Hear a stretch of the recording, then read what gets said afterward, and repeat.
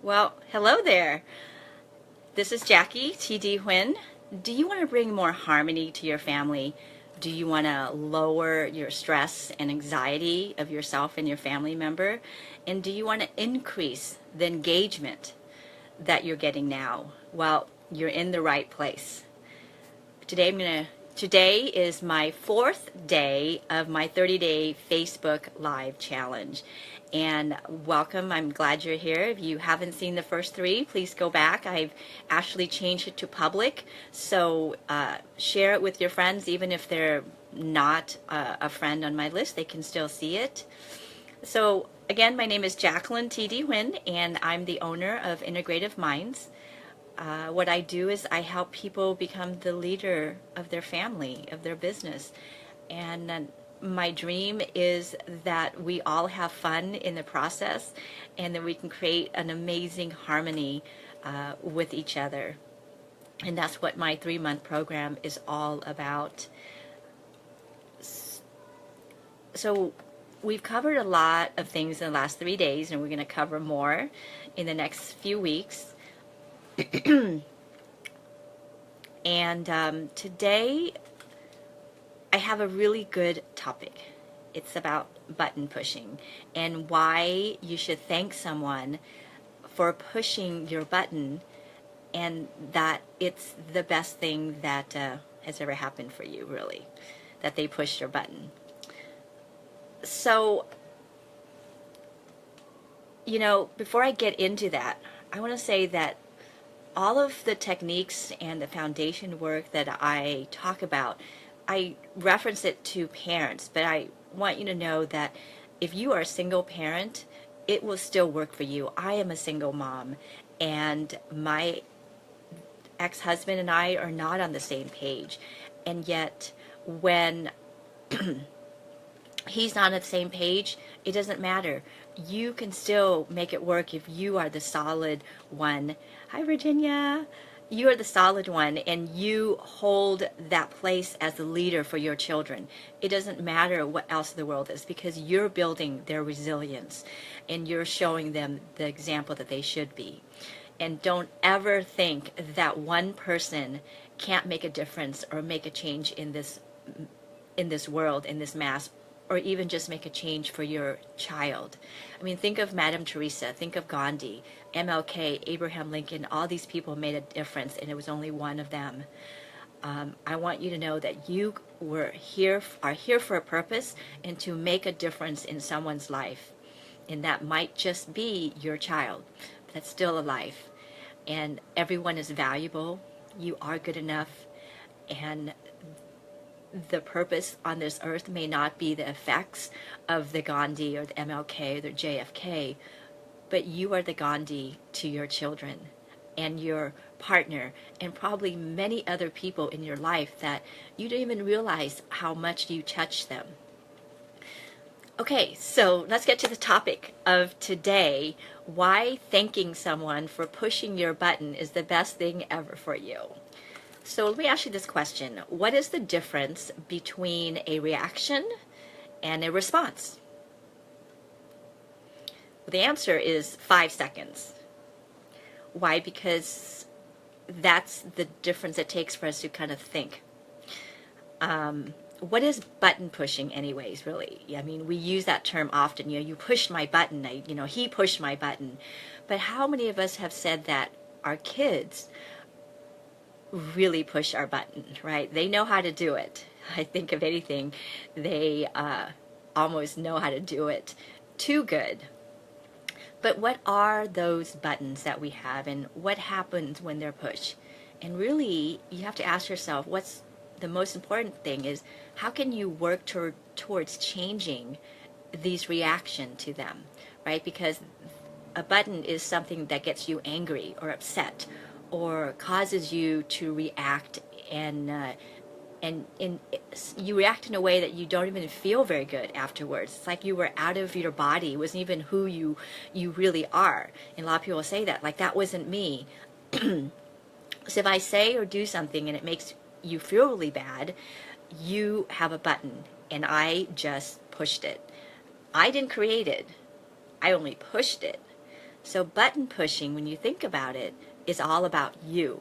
It's very personal. You can't, no one can make you feel anything, but what people say and do is about them, and how you react is really completely about you, right? It's really important first for us to recognize that no one can push our button if we don't have it already. If it doesn't exist, they can't. Think of the Dalai Lama. You can probably say a lot of things to him. You're bald, you're short, and it probably doesn't even affect him because he doesn't have those buttons. So I was getting in a meeting once when I used to work in corporate, and there were 4 of us. I'm going to change the names with other people. So there was Jane, Patrick, and Sally, and myself. Now, Jane and Patrick started the discussion because there was a new procedure that we were implementing in the company. So during the course of the meeting, Sally kept interrupting Jane and Patrick as soon as they started to speak. She was really excited about it, and she responded, and Jane was really kind in her response, just kind of, firmly telling Sally that she's not finished yet, and just hold your thought, I'll get to you. From my point of view, it was kind of humorous because Sally had some really great idea to add, and she just wanted to be heard. She didn't want to lose her train of thought. But I could tell that Patrick, he was pushing his button because he didn't think that way. He didn't say anything. You can just sit there and see him fuming, and it's building up. And then all of a sudden, have you ever been in this situation? All of a sudden, one's just exploded, and he's yelling at Sally about how rude she is. And that response was so big, it actually really shocked all of us. Like, it kind of put Patrick in a bad place because we looked at him as bad, and we didn't look at Sally as being rude at all. It was like, wow, like, what was that about? And it changed the whole energy of the room. It made us really uncomfortable. It was hard for us to continue. Have you ever been in a situation like that where the response was much larger than the action? So really, button pushing, right, involves reacting to really what is the interpretation of what's happening and not the actual events, which means that nothing in of itself, the events, because everybody interprets something different. Now think of a time when your child did something to you and you just like exploded. So it's kind of like what Sally did. Sally pressed a button of Patrick's and he reacted. So Patrick took Sally's interruption very personally. Think of some time when you took something very personally. Most likely it was based on his past experience and what he interpreted for her action to mean. I think maybe he felt like her interruption meant that Sally didn't think the opinions of the other people were very valuable. And this may have came deep-rooted back when he was younger. Maybe his parents kept interrupting him, and he didn't feel like they were acknowledging and validating. Right? We talked about acknowledging and validating in my first video. His thoughts, his feelings, and ideas, and so he carried that annoyance, that frustration into this meeting and probably many other parts of his life, to his children, his wife. So if at his core he believes that he isn't good enough, or if he isn't important or worth listening to, then it's quite understandable that he would really react strongly like that based on his own interpretation, his own life experience.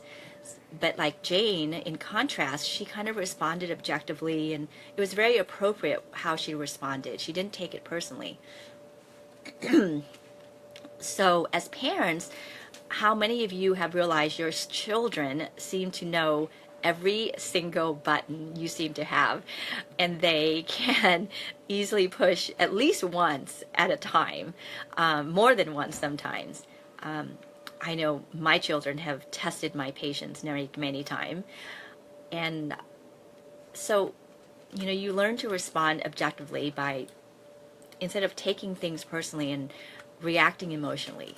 So how do you do that? So what's the answer? So here are steps that I have utilized, learned, and it's really helped me. So first thing is I stop when I know that it's coming up. I take a deep breath, so that I can come back into my body, right? Because when you get angry, you get frustrated, you go out of your body. So I take a breath and I go back into my body, I get grounded, and I ask myself these three questions. These are very important questions. I said, what else may really be going on here? What did I take it to mean about me? Because it's usually about me. It's not about the other person. And then the last thing is I ask myself, what is the best response here before I respond? So really now what I'm asking you is think back to a situation that you responded badly for, that you felt bad about, and you regret it. I know you can think of one because it's probably an incident that felt really bad and you probably had to go back to apologize, or that you wanted to apologize. Now let's get some learnings out of it. Really think about what you need to learn from what happened, because when you get the learnings and you can ask yourself what you can do differently the next time, is when you will eliminate those buttons so that it goes away forever. I had a client who was overweight, and she had a really bad image of her body. And we figured out that it had come from a very close family member saying to her when she was very young that she looked fat in a dress she was wearing. She was a young girl, so you have to realize that kids don't process things the same way as adults. So she has always been very extra sensitive of the way she looked. And when anybody commented it, even slightly, her husband, anybody, she would literally blow up because it was such a big button for her. And once she figured out where it came from, what was really going on, and what it did really mean, was that she was able to let go of that button, and she was able to choose a much better, appropriate response and feel good about that. And it changed her relationship with herself and her husband. So bringing buttons and interpretations into your awareness, right, is really important part of growing, becoming a great leader for your parent, as a parent for your children, as a leader in general. Your children are always going to be watching us. They watch us all the time, even when we don't realize they're watching, even when we think that they're sleeping, right? And so we want to make sure that we learn the appropriate way to respond. And if you make a mistake, because I do it all the time, I would tell my kids, no electronics right now, and then the next thing I'm on the phone checking my mail, and I will get caught at it. And instead of making excuses, I instantly go into I acknowledge that they are right. You're right. I shouldn't have done that, and I thank them. Thank you for pointing that out, and I stop doing it. So if you make a mistake, don't hide it from them. Show them that you made the mistakes. People, and that's just not just your kids, it's anybody. Show them that you made the mistakes, and show them the process that you're learning by changing your behavior. Thank them for showing you that. Because most likely, if it's your kids or your colleague, that someone cares about you, they're doing it because they do care and they want to see you be a better person.